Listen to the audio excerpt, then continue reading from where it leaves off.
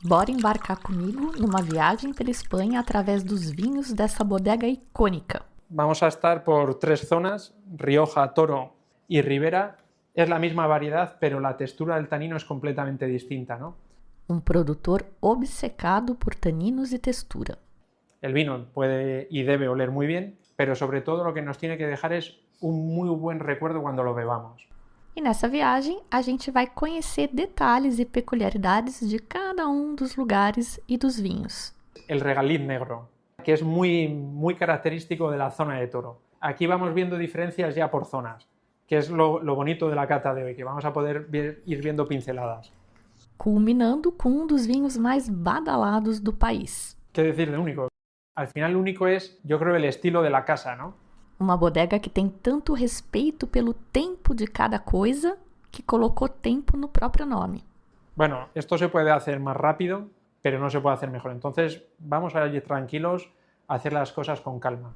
Eu sou a Fabiana Knossaisen e hoje, no Simples Vinho, a gente vai conhecer a Tempus Vega Sicília.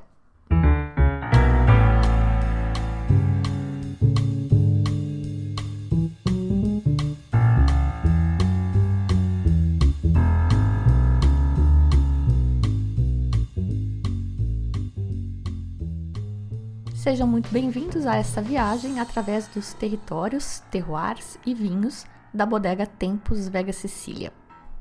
Ao longo deste episódio, vocês vão ouvir o Juan José Parra, que é subdiretor técnico da bodega, e estava conduzindo uma masterclass para profissionais de imprensa. A parte dele está em espanhol, mas os meus pitacos são em português, às vezes explicando o que ele já falou, e eu acho que vocês vão entender tudo. Bora lá!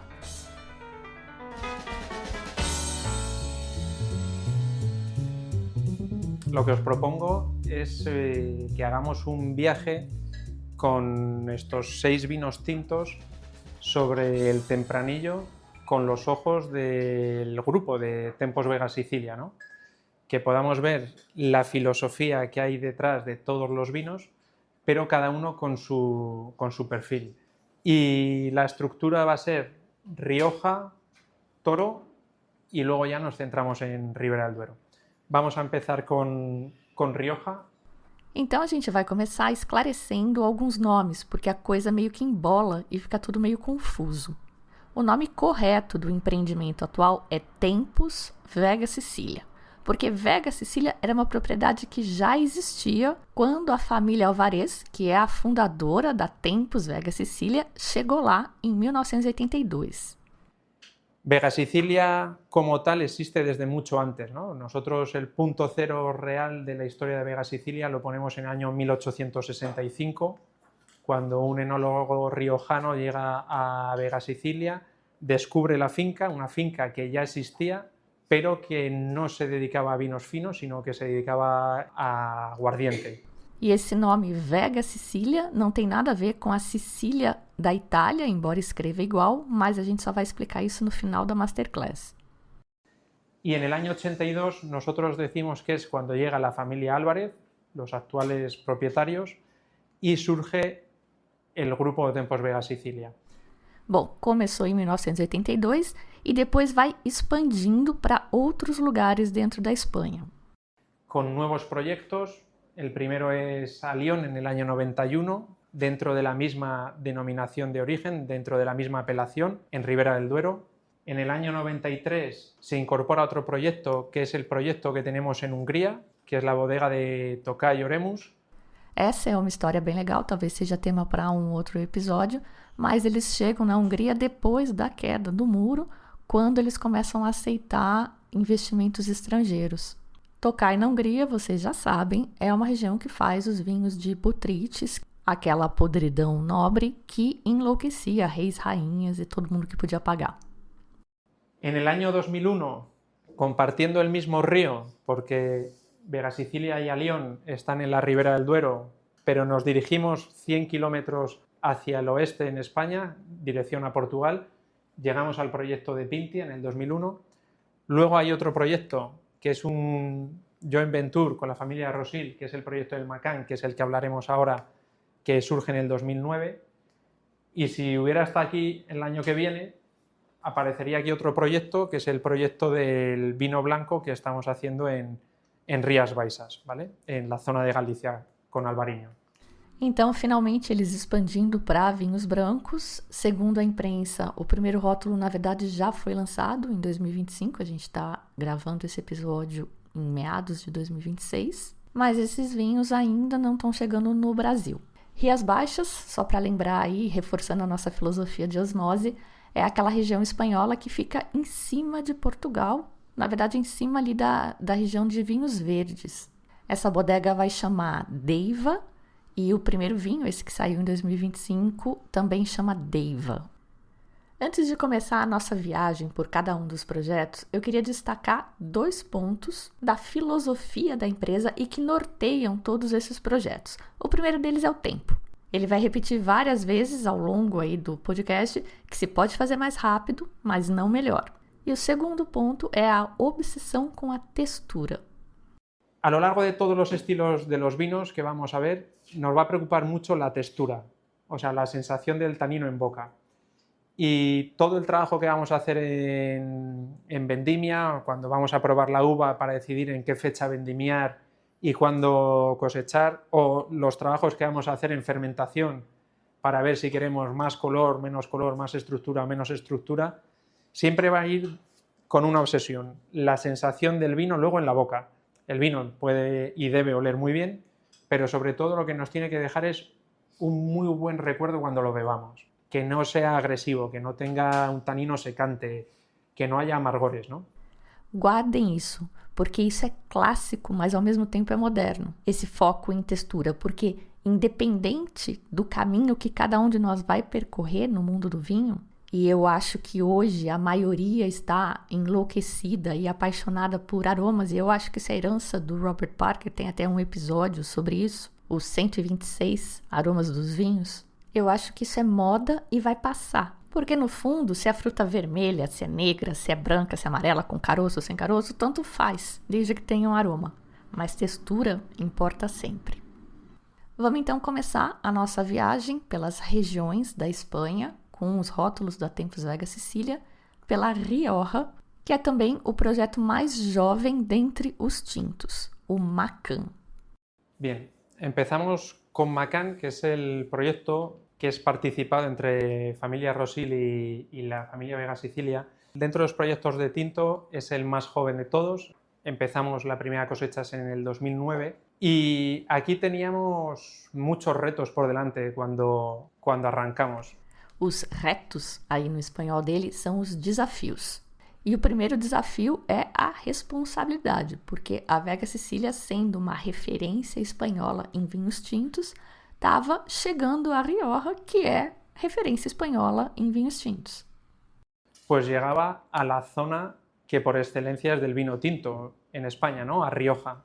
Y había que tener muchísima humildad y muchísimas ganas de aprender, porque todo gran vino se hace desde la viña. Necesitábamos conocer los viñedos, necesitábamos conocer los potenciales de cada zona y se sumaba un reto a mayores que iba a haber 2 referências, Macán clássico e Macán. Eu achei super interessante compartilhar esse processo de criação do vinho.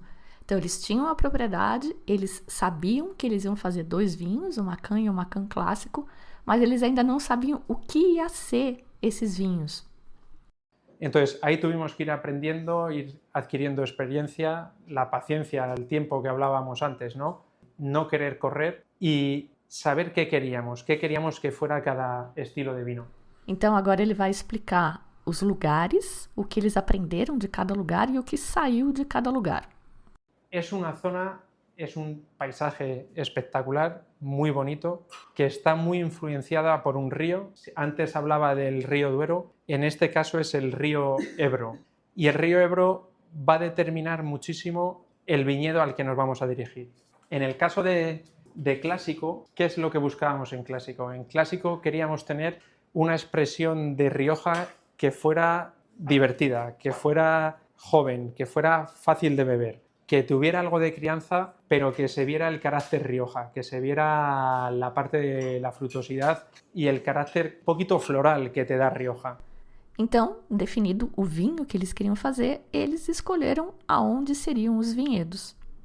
Teníamos que ir a los viñedos que estaban más próximos al río, porque nos van a dar una uva un poquito menos concentrada, con algo menos de estructura, pero con mucha más frutosidad. Resolvida a questão do vinhedo, aí vem a questão da bodega. Teníamos que adaptar otra cosa, que era la crianza. A criança, com Z, que a gente vê muito brasileiro falando criança, é a etapa do amadurecimento do vinho, normalmente em barricas, mas não necessariamente. Pode ter criança em inox, criança sobre lias, que são as leveduras, pode até ter a criança em garrafa. É o período em que o vinho não está pronto ainda para sair no mercado, por isso que eu acho que amadurecimento traduz bem. La parte que queremos en el caso de clásico es que sea un vino que la madera le apoye, pero que no lo tape, que tenga complejidad, pero que no esté dominada por la madera. Y sobre todo, que la boca, la textura, sea muy amable. Que la primera sensación que te aparezca sea la parte más frutal, esa parte incluso toque floral que hablo, un puntito vegetal, y después venga por detrás la parte de madera, ¿no? Esa parte de madera con un poco de apoyo de tostados, de notas más golosas. Pero el objetivo del clásico siempre es que sea un vino muy, muy sencillo.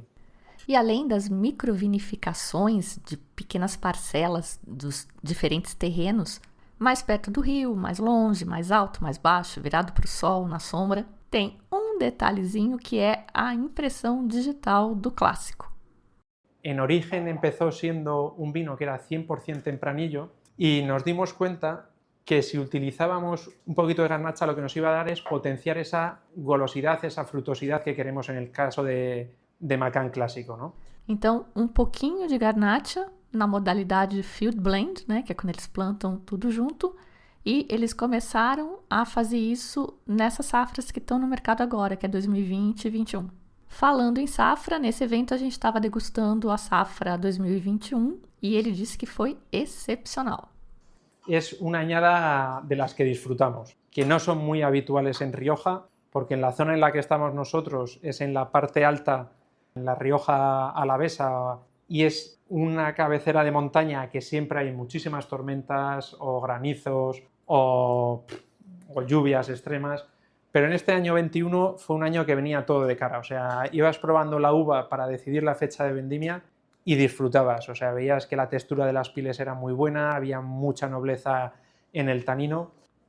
Pruebas el vino y sí que ves que es una textura sedosa, con el carácter Rioja, que la diferencia fundamental que vamos a notar con respecto a Toro Ribera del Duero es también la sensación de frescura. Rioja está más al norte, es una zona un poco más atlántica, entonces siempre vamos a tener un puntito de acidez más fresco que nos va a hacer que esa sensación de frescura nos dé también un poco de sensación de menos carga tánica, ¿vale? Agora a gente vai mudar de vinho e vamos falar do Macán, que é a linha superior aí da bodega. En el caso de clásico, recordar, lo que buscamos es la frutosidad y una sensación aérea divertida en boca. En el caso de Macán vamos a buscar más concentración, más perfil de un vino para poder envejecer. E essa uva mais concentrada, eles conseguem nas parcelas de vinhedos mais longe do rio, no que está mais alto. Esas partes altas, en estar en ladera, van a tener suelos menos profundos. Esos suelos menos profundos van a ser suelos menos fértiles, van a ser suelos que nos van a dar una uva algo más concentrada, algo mais estruturada. E aí essa uva mais robusta vai aguentar uma criança mais robusta também. Então, como clássico, ele tem 1 ano de criança na barrica menor e depois eles arredondam nas tinas de grandes formatos, nas grandes barricas. Isso totaliza 1 ano e meio, mais ou menos, e aí eles fazem o blend e engarrafam. E aí, assim como no clássico, ele comentou, tem uma pitadinha de garnacha para dar mais frutosidade, no Macán tem uma pitadinha de outra uva para dar mais picância. En el caso de Macán, hay otra variedad allí en Rioja que es el Graciano, y el Graciano te da como notas un poco balsámicas de laurel. Laurel é louro, aquela folha que aqui, não sei, a gente usa muito no feijão.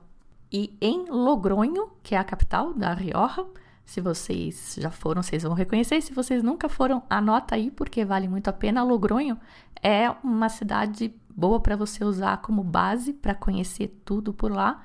Ela é bem animada e tem 2 ruas bem famosas, são ruas de pedestre, cheias de bares e restaurantes. Uma é a Calle Laurel, justamente, e a outra é a Calle San Juan. Mas muito bem, então, no Macán, eles usam um pouquinho de Graciano para dar esse toque especiado. Por ese punto especiado que queríamos darle, ¿no? Siempre los vinos que tienen un poquito más de especia, más de fruta negra, parece que es un perfil de vino como con mejor aptitud para el envejecimiento. E a diferença entre o clássico e o Macán na taça. Si hacemos una comparativa con clásico, en clásico te sale más esa parte un poquito floral, fruto rojo. Aquí te sale una fruta un poquito más azul, más negra, algo más concentrada, un poquito más especiada, ¿no? Puntito balsámico. Resumindo, então, para fechar Macán. Y la idea del estilo de Macán es ese, un vino que tenga más matices, que tenga más complejidad y que aguante mejor en el tiempo. Por eso nos apoyamos sobre todo en la parte del viñedo, un viñedo un poquito más arriba, y luego una crianza algo más compleja, una crianza que junta la barrica, que junta el fudre e que junta las tinas de gran formato. E aí eu queria concluir essa parte do Macán com uma fala dele sobre os desafios, né? Então ele já tinha falado que a Rioja é problemática em termos de clima, tem muita geada, tem sempre alguma tempestade, alguma coisa atrapalhando, é muito desafiadora, mas os taninos da Rioja, para eles, são muito diferentes e foi também muito desafiador para eles entenderem, custou a eles entenderem os taninos. Vamos a estar por 3 zonas, Rioja, Toro y Ribera. Es la misma variedad, pero la textura del tanino es completamente distinta, ¿no? Aquí en Rioja nos hizo que fuéramos mucho más exigentes, que pensáramos mucho más, porque el tanino es un poquito más secante, es un poquito más, tiene un deje un poco más reactivo, más rústico, que decimos. Bom, ele tinha comentado que tanino é uma obsessão da Vega Sicília, que o vinho tem que cheirar bem, né, ter aromas agradáveis e tal, mas que a textura na boca para eles é muito importante, não pode raspar, não pode ter nada disso. Tanino é uma obsessão. Mas eu não sabia que dava tanta diferença aí de uma zona para outra para trabalhar essa textura. Bien, hasta aquí. ¿Os parece que vayamos a Pintia? Vamos mudar de região agora e vamos para a bodega Pintia, que fica em Toro. Pintia es el proyecto que surge en el año 2001, que se encuentra, como decía, a 100 kilómetros al oeste de Vega Sicilia, como a 100 kilómetros también de la frontera con Portugal. Seguimos el curso del Duero. Então a gente saiu da Rioja, que fica mais para o norte da Espanha, fica perto ali da fronteira com a França, e é o rio Ebro. Agora a gente vai margear o rio Douro, que é Duero na Espanha, mas é o mesmo Douro de Portugal. E Toro tá ali meio que equidistante entre Portugal e Ribeira del Duero, que é onde estão todos os outros projetos da Vega Sicília e é onde ela foi fundada, onde ela nasceu. E apesar de estar tão perto, ele fala aí cerca de 100 quilômetros, tá na margem do mesmo rio, tem a mesma latitude, Toro e Ribeira del Duero, e a altitude também parecida, ele fala em 700 metros, a comparação é completamente diferente. Pero es muy distinta a nivel de expresión de la uva.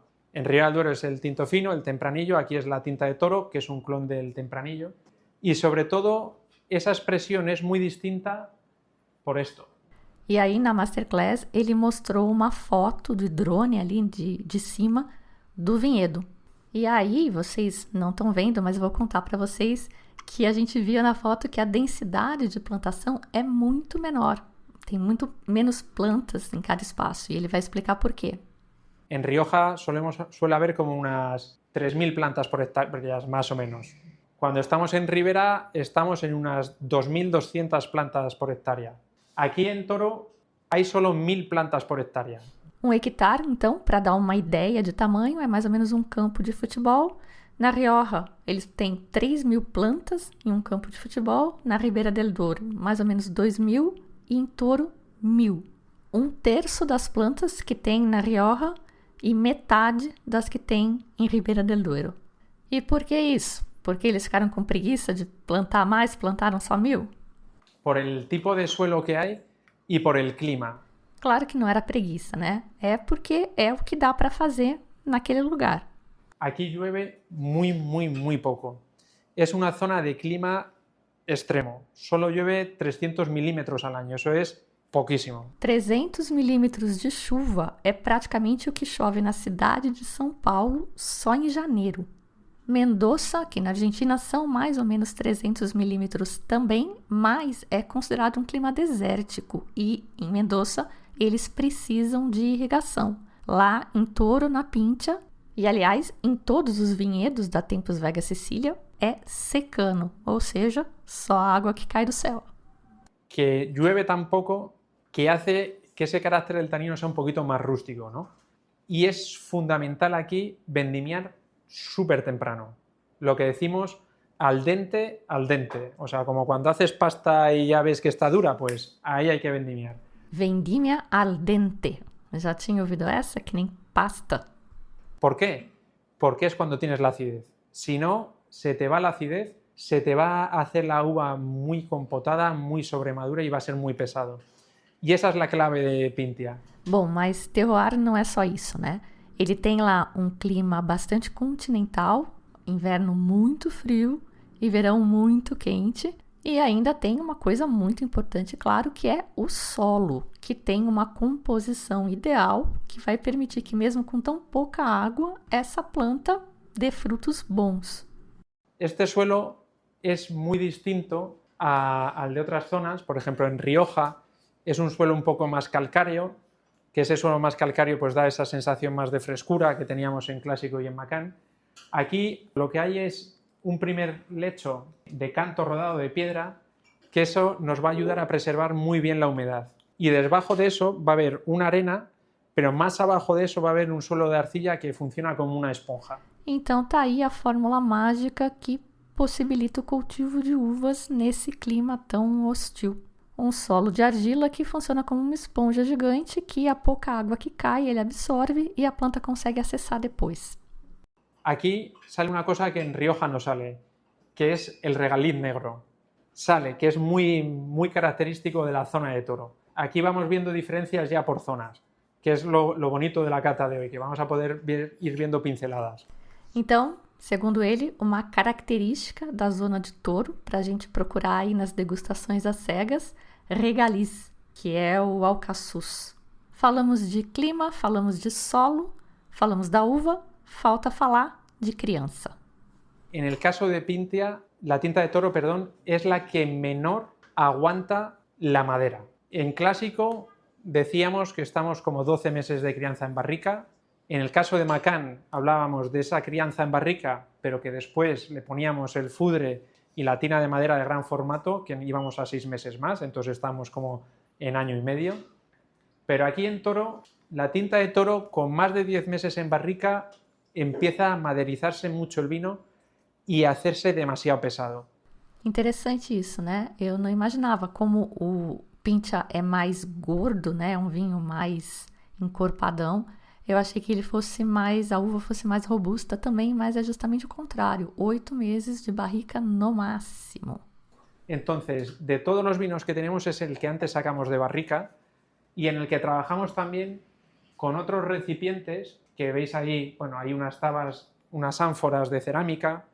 También trabajamos con el inoxidable, que son recipientes que nos van a ayudar a aportar frescura. E agora também nas safras mais recentes, os ovos de granito, que eles conheceram e aprenderam a usar nesse outro projeto deles lá em Rías Baixas.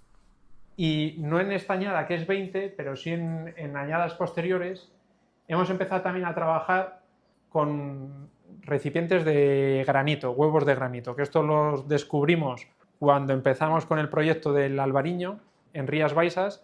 El albariño funciona y envejece súper bien en el granito y lo hemos empezado también a trabajar en el tinto. Interessante destacar aqui que não são esses ovos de concreto que a gente está acostumado a ver, são ovos de granito mesmo, e eu não tinha me dado conta da primeira vez que eu tinha ouvido. O granito é uma rocha muito abundante lá nas Rias Baixas, é esse material que a gente faz bancada de cozinha aqui no Brasil, e é super interessante porque eles esculpem os ovos, esses tanques, eles chamam de barricas lá no site que produz, a partir de uma pedra maciça. E eu fiquei imaginando a confecção desse negócio, eu achei sensacional. E trabalhoso pra caramba, né? E dizem que os resultados são incríveis, estou bem curiosa para conhecer. Mas dei uma divagada aqui, vamos voltar e falar do vinho agora, Pintia. Pintia es un vino que tiene un carácter castellano, que digo yo, ¿no? Es un vino rotundo, es un vino lleno, es un vino amplio, es un vino que tiene menor sensación de frescura que hay en Rioja, pero es un vino muy largo. Es como un abrazo, ¿no? Es como un vino un poquito más cálido, es un vino que te abarca más. Apesar dele ter usado palavras pouco técnicas, eu acho que ele descreveu muito bem o vinho, né? É um vinho mais quente, é um vinho que te abraça. Ele é mais potente e talvez mais alinhado ao paladar, à expectativa da maior parte das pessoas. E por isso que eu acho também interessante comentar que ele oferece um ótimo custo-benefício, talvez o melhor, porque ele regula de preço com o Macán, que não é o primeiro vinho deles, eles não têm vinho barato, sorry. O mais barato é o clássico, e aí o Macán e o Pintia, mais ou menos 50% mais caros. Mas se vocês lembrarem, o rendimento das videiras na Rioja era 3.000 plantas por hectare e em Toro é 1.000, um terço. E agora a gente vai finalmente para a Ribera del Duero, onde a Vega Sicília começou. Vamos conhecer o Alión, o Valbuena Quinto y Único. Y vamos ahora a Alión. El proyecto de Alión surge en el año 1991 porque en ese año la familia Álvarez tiene la disyuntiva de cómo se puede crecer.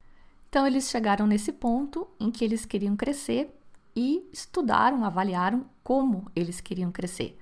Podia ser aumentando o que já tinha, né? Aumentando o vinhedo e produzindo mais vinhos na Vega Sicília, ou criando um novo projeto e agregando mais valor ao que eles já tinham lá na Vega Sicília.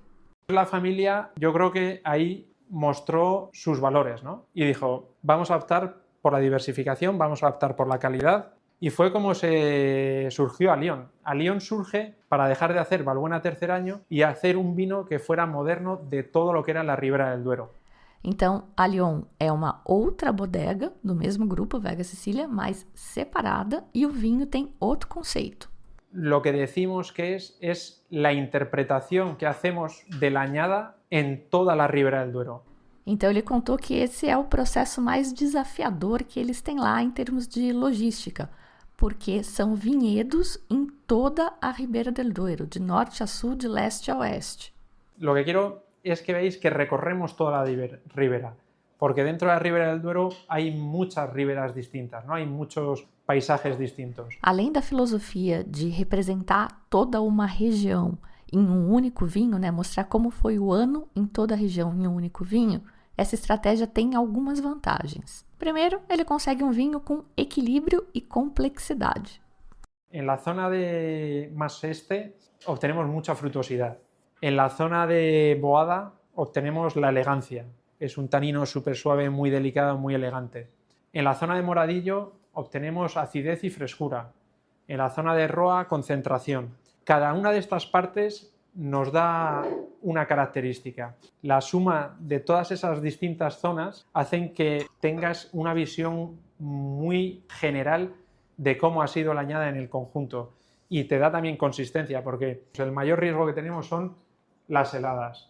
Esta es una zona que sufre muchísimo por las heladas. Então tem essa história de representar a região inteira, que é muito bonita, e tem também o lado prático da mitigação de risco e a consistência. En este caso, en la zona de Ribera, el riesgo que tenemos son las heladas. Aquí lo que vemos es una torre antihelada. Então, as geadas são um problema tão recorrente ali para eles. Ele disse que o último evento catastrófico aí foi em 2017, que eles têm esses mecanismos. Aí ele fala de uma torre anti-helada. que lo que te hace es, tienes aquí una parte de gas, como un calefactor, y este molino. El aire frío se queda aquí abajo presionando. Entonces, lo que necesitas es algo que mezcle ese aire frío con el caliente. Por eso, calentamos y rompemos con las hélices. Muito bem. Terroir, terrenos diversificados, risco grande de geada, com mecanismos aí de mitigação. Falta falar de criança. Luego la crianza en Alión ha ido también evolucionando. Antes, en los Aliones previos al 2015, eran 100% criados en barrica, con maloláctica en madera. Hemos bajado el porcentaje de maloláctica en madera. Hemos introducido grandes formatos tipo fudre para que se integre mejor la madera, pero también cemento para preservar la fruta. Então é legal a gente ver que em 2015 eles começaram essa movimentação buscando um vinho que eu chamaria de mais moderno, né? Que é o que está na moda agora, meio pós-Robert Parker. Mais ácido, mais leve e com uma madeira menos marcada. E aí ele comentou que eles têm vários tamanhos e formatos diferentes de tanques, aí, de recipientes de madeira e até de concreto para envelhecer os vinhos, para fazer a criança. Básicamente porque la manera de cómo trabajan la textura y la tanicidad es distinta, ¿no? Então, o exemplo que ele deu lá na Masterclass é que, por exemplo, o vinho de prensa, que é aquele mais espremido, ali mais no final, que tem os taninos mais marcados, eles usam as tinas de grandes formatos, que diz ele que são muito melhores para amaciar esses taninos mais duros. Jugando con los distintos formatos nos ayuda a que la sensación en boca luego sea más agradable. Muito bem, e agora então finalmente um comparativo entre os vinhos das diferentes regiões onde eles estão presentes. En Rioja hablábamos que había esa parte de fruta negra, que había una muy buena sensación de frescura, que tenías volumen. En el caso de Pinti hablábamos esa parte de regaliz, de fruta un poquito más madura, pero con un tanino algo más harinoso, pero muy gordo en boca.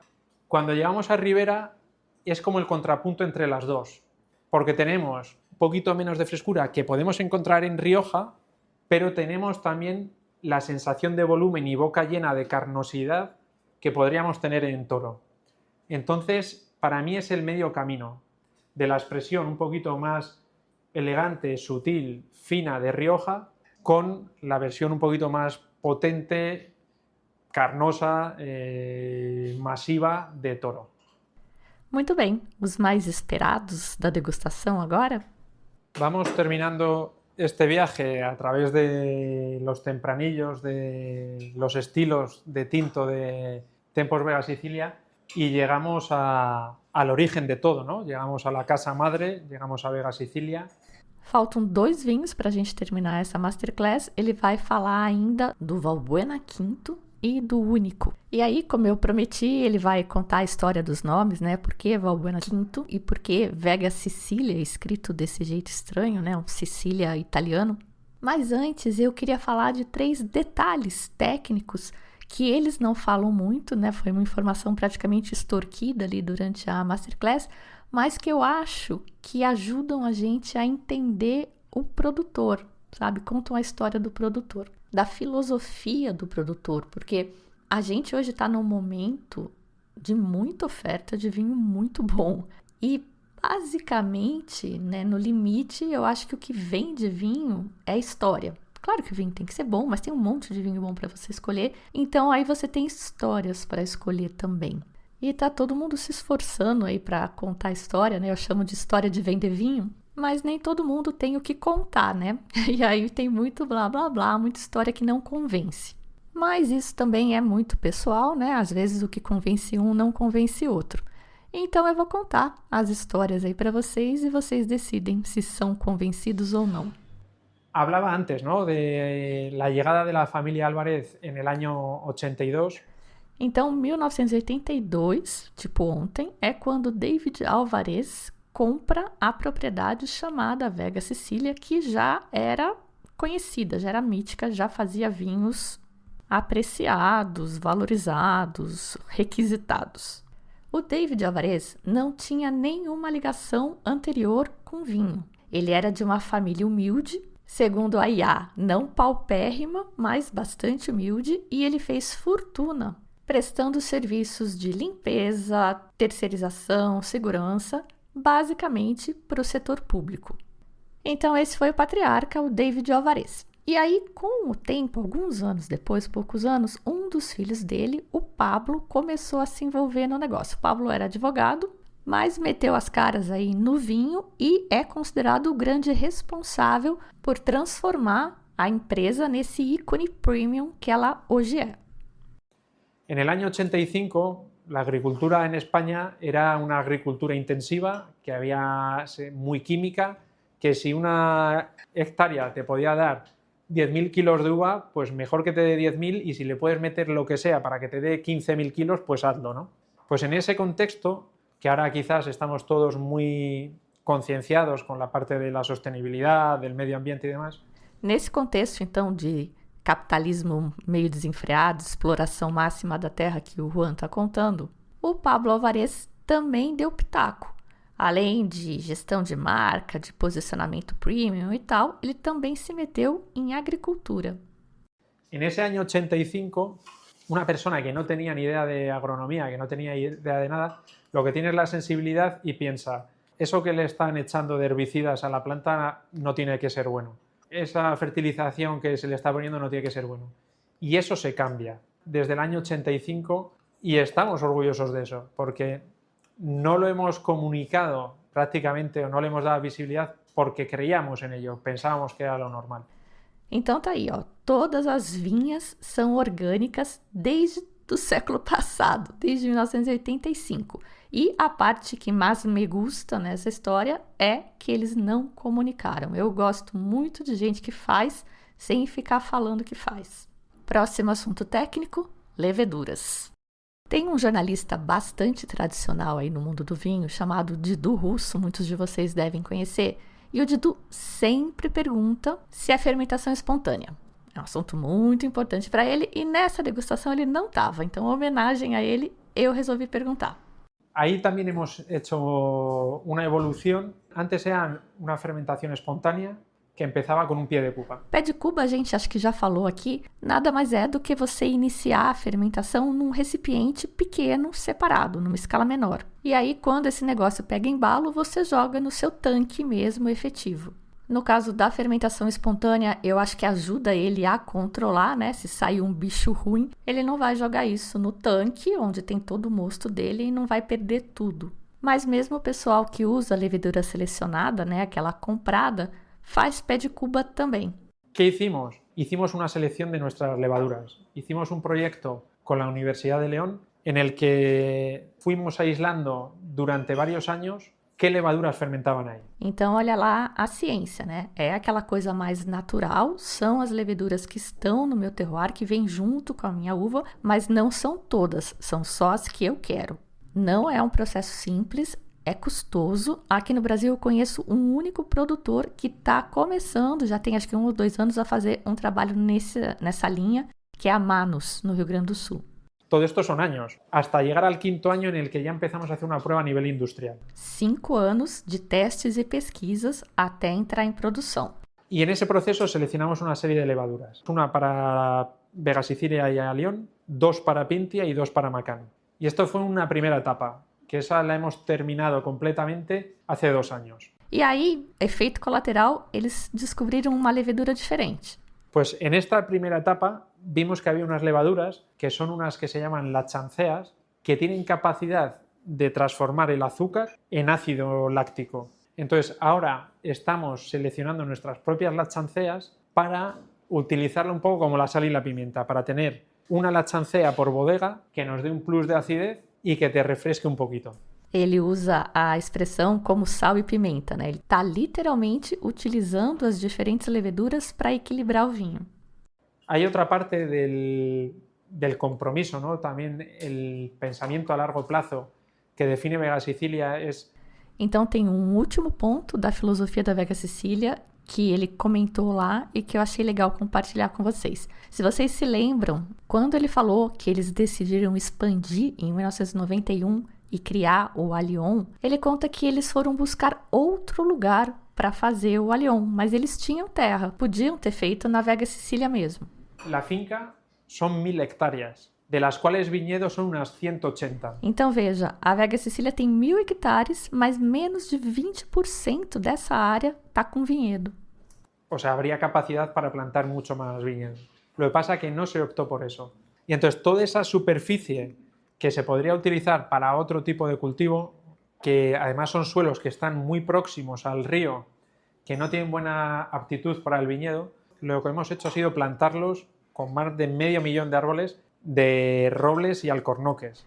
Roble, acho que é bem comum, né? Todo mundo sabe, é o carvalho de barrica.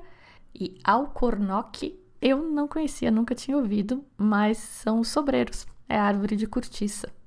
Con idea que lo mismo dentro de 150 años, quizás podamos utilizar ese roble para hacer nuestras propias barricas en la tonelería y los alcornoques, quizás dentro de 30 años podamos usar ese corcho para hacer nuestros tapones, ¿no? Pero a lo que voy es siempre un pensamiento a muy largo plazo. E esse pensamento de largo prazo permeia toda a filosofia da bodega e eu acho que não à toa eles escolheram o nome Tempus Vega Sicilia. Então, apesar deles serem do mercado de luxo, eles são discretos, o crescimento da bodega foi gradual, bastante lento, o lançamento dos vinhos é lento, é sempre tudo pensado para a posteridade. E nesta ideia também, a equipe é super reduzida e são de toda a vida. Uma grande família e eles aparecem no filme institucional que eles mostraram ali na Masterclass. Este vídeo se ven muchas cosas de lo que es Vega Sicilia, ¿no? Salía ahí una persona que era Gregorio. Resulta que Gregorio nació y vivió en la finca, que ha estado trabajando con nosotros 45 años. Este año se ha jubilado su hermano Aurelio. El hijo de Gregorio, Jorge, está trabajando con nosotros. Luego salía también el tonelero, José Enrique. Es el jefe de la tonelería, que a su vez es el marido de la bodeguera de Allione. Pero a su vez José Enrique es hijo y nieto de los toneleros de Vega Sicilia de toda la vida. Parece até filme inglês, né? São sempre os mesmos atores, parece que não tem ator na Inglaterra. Vega Sicilia, por un lado, es esa parte familiar, esa parte humana, esa parte en la que esta gente mayor, Gregorio, por ejemplo, que ya está jubilado, ha enseñado a toda la gente joven que hay ahora en la bodega, esa transmisión de conocimiento, esa atención al detalle, al cuidar las cosas, a tener la paciencia, a decir, bueno, esto se puede hacer más rápido, pero no se puede hacer mejor. Entonces, vamos a ir tranquilos a hacer las cosas con calma. Dá para fazer mais rápido, mas não melhor. Tempus Vega Sicilia. Vamos finalmente falar desse terroir agora. Tenemos la suerte que somos el mismo equipo técnico, los que hacemos Allione, los que hacemos Pintia, los que hacemos Macán, los que hacemos Oremus, somos los mismos. Y si me dijerais aquí, ¿podréis hacer un único, un Valbuena con la viña de Allione? Os diría no. Geográficamente, la finca de Vega Sicilia se encuentra en el punto más estrecho del Valle del Duero. Hay una parte de Vega Sicilia que está próxima al río Duero, que es una parte plana, pero en esta parte de aquí es en colina, es en pendiente, y aquí hay un suelo que es muy especial y muy único, que son unas margas yesíferas. Esas margas yesíferas es una arcilla calcárea que es blanca de yeso. Yeso es al final un sulfato cálcico, que es como lo de la tiza con la que escribimos en la pizarra, pues de ese tipo, ¿no? Y esos suelos es lo que nos hace completamente especiales y lo que hace que estos vinos, en el caso de Valbuena y Único, envejezcan eternamente. E olha aí o calcário de novo, santo calcário para os vinhos. ¿Qué es Valbuena? En el caso de Allione, yo hablaba que Valbuena, o sea, que Allione es la expresión de la añada en la ribera del Duero. En el caso de Valbuena, para mí es la expresión de la añada en la finca, porque solo utilizamos uva de la finca para hacer Valbuena y Único. Y por eso digo que es la expresión de la añada. Valbuena e Único, os dois vinhos que estão aí no topo da escala de valor, aí de prestígio da Vega Sicilia. Juan explicou que eles nascem praticamente juntos, iguais, eles vão provando as uvas e falando, essa vai para o Único, essa vai para o Valbuena. Isso em teoria, mas na prática eles só vão decidir isso mais para frente. E a principal diferença objetiva entre os dois vai ser a criança, que é também a explicação do nome Valbuena Quinto. Así haríamos los 5 años. Primer año en barrica, el segundo año en el tino de madera de pequeño formato y en los más nuevos de 20.000. Tercer año el ensamblaje y el embotellado. 1 año y medio entero en botella y en el quinto sale al mercado. Es por eso el nombre de Balbuena Quinto. Primeiro nome, então, que eu prometi, está explicado. Tem uma explicação para aquela casa que a gente vê no rótulo também, mas ela tem a ver com a explicação do nome Vega Sicilia, então vou deixar para depois, vamos falar do vinho antes.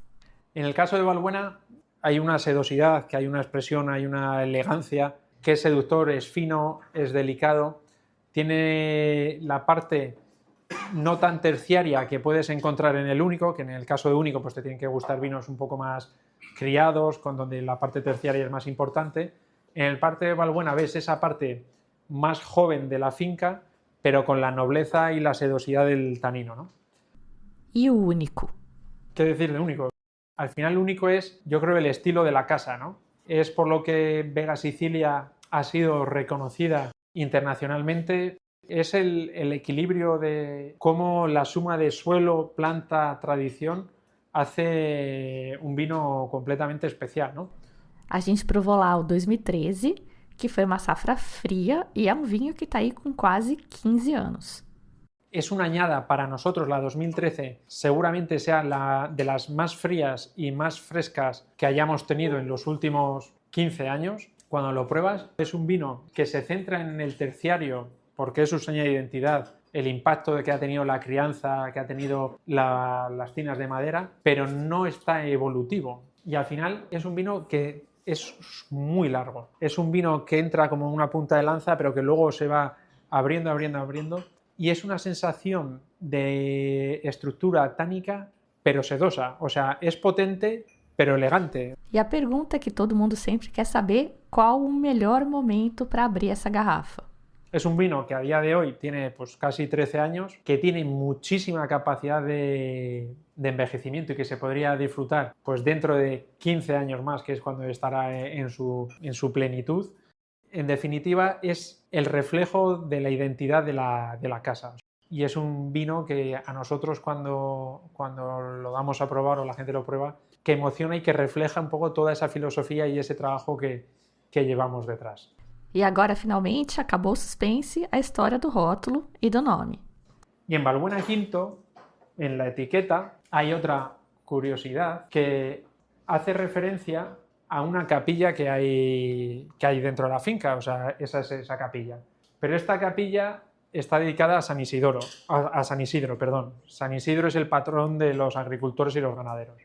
Os cuento esto porque tiene parte de relación con el nombre de Vega Sicilia. Vega Sicilia, entonces la parte de Vega viene porque todos los suelos de cultivo que estaban a los bordes, a las orillas de los ríos, siempre se conocían como Vega, que eran suelos fértiles para muy buena producción agrícola. Pero el nombre de Sicilia no viene porque haya una vinculación con ningún italiano, ni con Sicilia, ni nada. El nombre viene porque, si os acordáis al inicio, dije, la finca ya existía antes del 1865, había producción de uva que se utilizaba para aguardiente.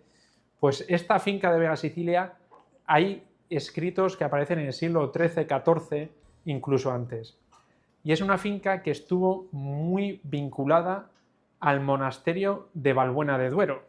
Y en ese monasterio de Balbuena de Duero había una imagen, o hay una imagen, de Santa Cecilia. ¿Qué ocurre? Que en aquella época, pues muy poca gente sabía leer y escribir, entonces la transmisión de los nombres o de cómo se pronunciaban las cosas era por oído. Entonces la evolución de Cecilia, Cecilia, Cecilia, Cecilia, Sicilia acabó siendo Vega Sicilia, ¿vale? Entonces viene por el nombre del monasterio de Balbuena de Duero, o sea, no hay nada de italiano ni nada por detrás. E era isso. Não sei se vocês tinham alguma curiosidade de fato pelo nome, se já conheciam a história, se já conheciam o produtor, se ficaram encantados com os vinhos e se ficaram com vontade de provar. Eu sou a Fabiana Knossaisen e vou ficando por aqui com um simples vinho tintim.